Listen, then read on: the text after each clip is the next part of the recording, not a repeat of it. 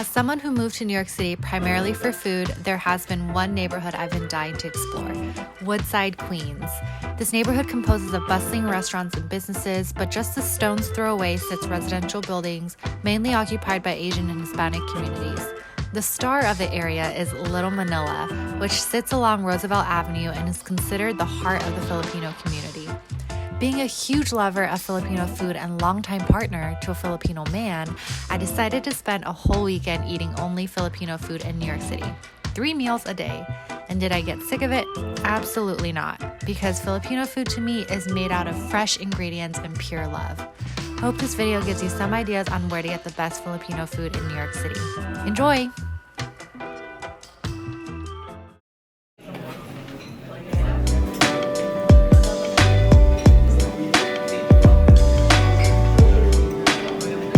So me and Andrew have both been here before, but the prices have definitely gone up a lot. I know it's inflation, we're getting into a recession, but it is crazy. I mean, it is in the East Village where it's very expensive to rent out a space, but yeah, I mean, at least we're supporting a small local business, a small local Asian business.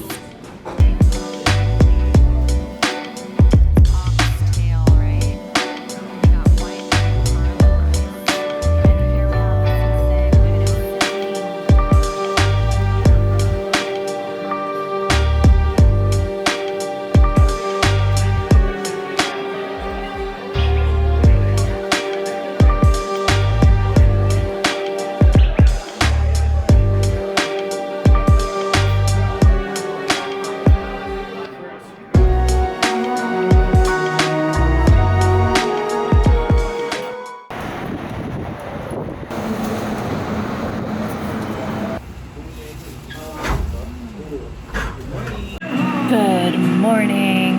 We are starting off our Filipino foodie weekend this Saturday morning at Cabecera in the Lower East Side. Me and Andrew have both been here a couple of times just for like drinks and desserts, but we're actually sitting down now having some of their food.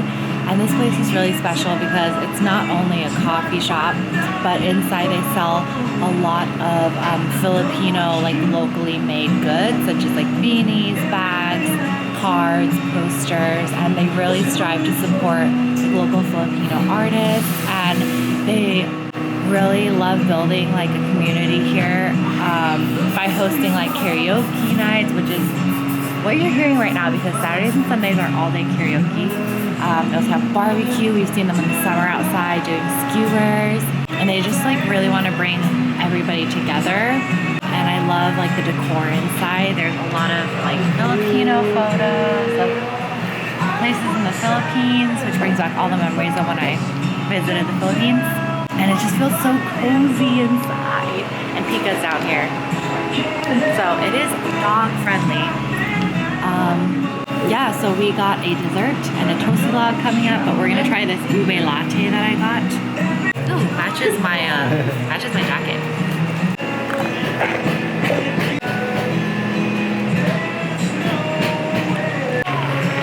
It's really good.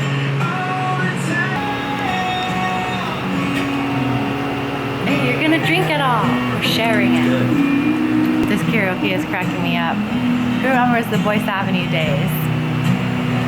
So we got the toasty log, which is pork, sweet pork with fried egg, garlic rice, and some pickled veggies here. They look so good. I got a sapin, which is a glutinous rice dessert with some pandan and coconut flakes on top. Looks so pretty. Comes with this cute little gold spoons. Good.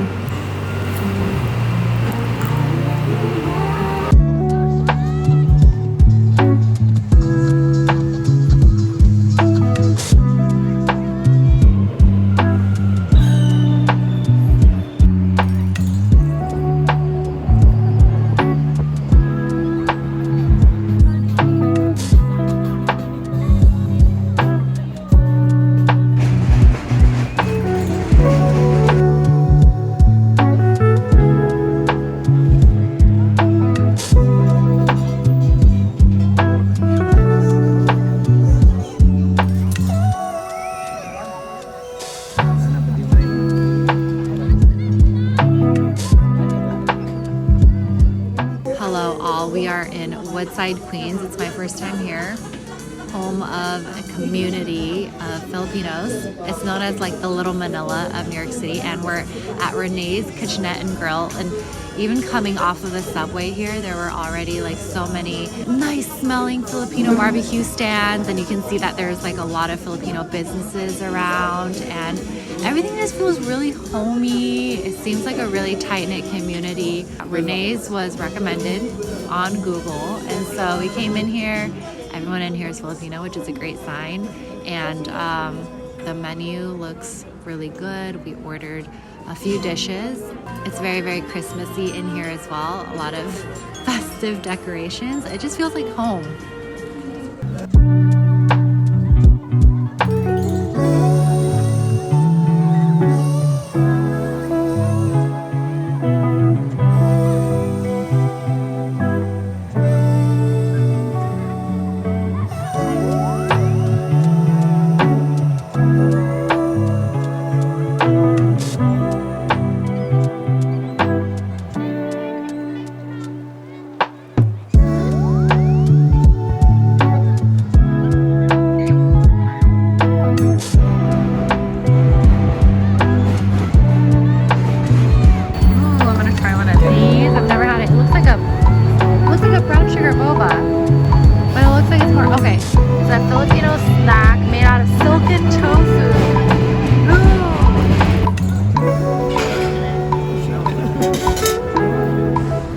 Distracted by this drink that looks like brown sugar boba, but it's not.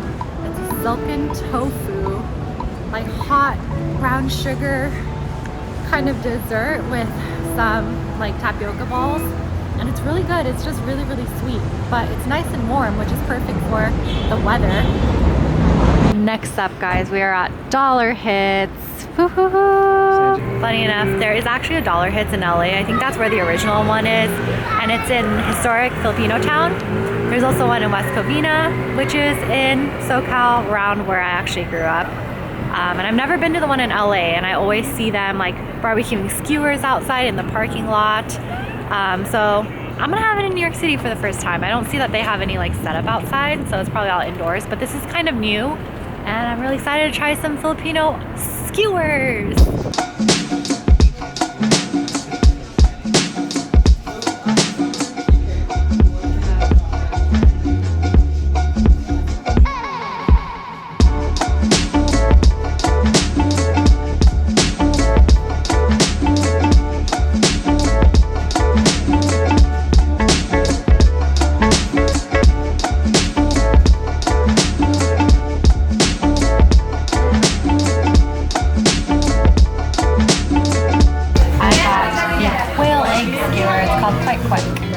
Some vinegar and some sweet chili sauce.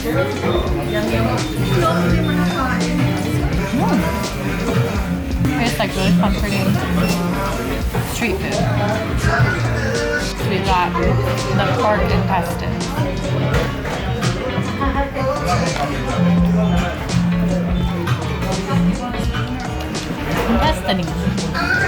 Lastly, we got the pork.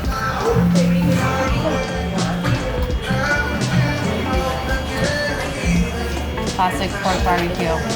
Really good and juicy.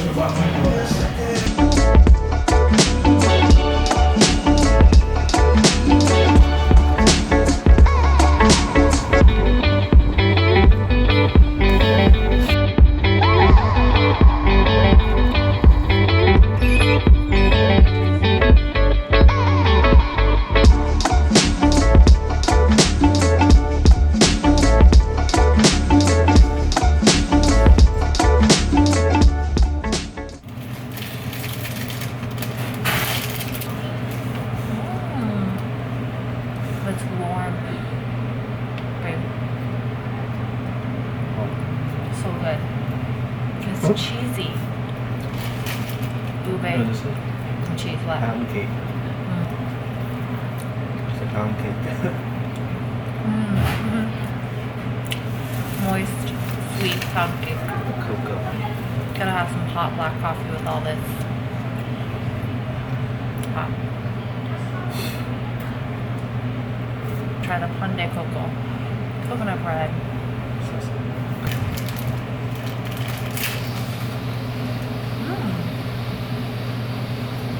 sweet. These are like coconut shreds in here. Caramelized coconut shreds. Which one's your favorite? The pound cake. The scary one is called tortayama. Tortayama is Andrew's favorite. This ube with cheese in it, ube hanasol, is definitely my favorite.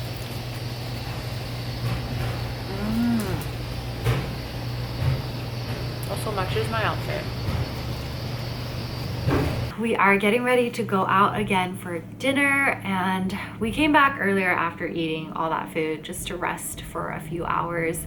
I wish I were one of those like food vloggers that can just continuously eat like 4 big meals in a day, but my stomach and my IBS simply cannot handle it, so there's no way. But I really loved exploring all the Filipino restaurants and eating all the foods today. Right now, me and Andrew are going to go to a restaurant that I saw on YouTube because there was a video about it, and it's called Bilao. And there's a really cool story behind it. 3 Filipino nurses started this restaurant together because they work in the hospitals up in the Upper East Side, which is where this restaurant is. And before this restaurant opened, they worked late shifts, and in the morning when they got out of work, they really craved a nice homey Filipino breakfast, but there wasn't anything around, so they decided to open up this restaurant so that it can feed like hospital shift workers who got off late or who got off early in the morning, just to provide a place where they can dine and eat their comforting home food from the motherland.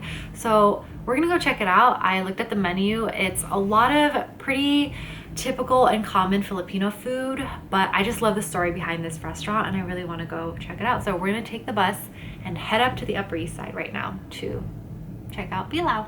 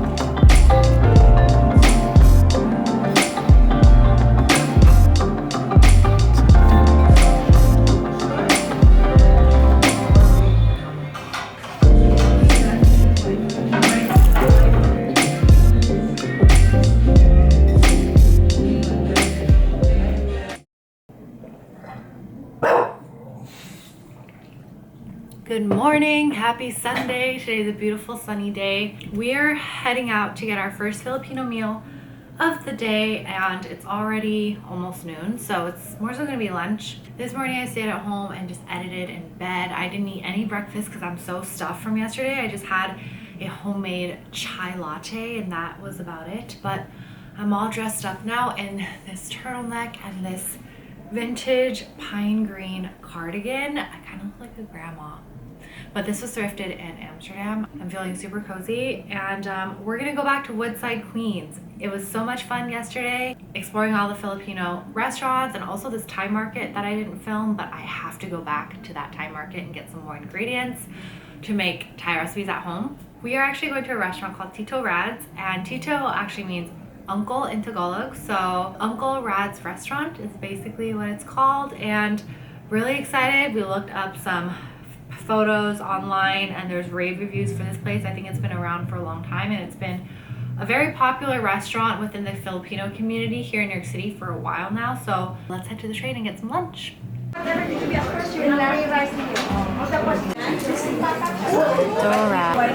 Andrew's craving lumpia.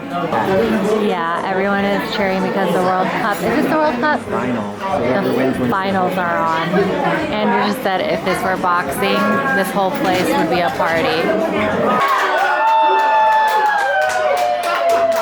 Congratulations, Argentina.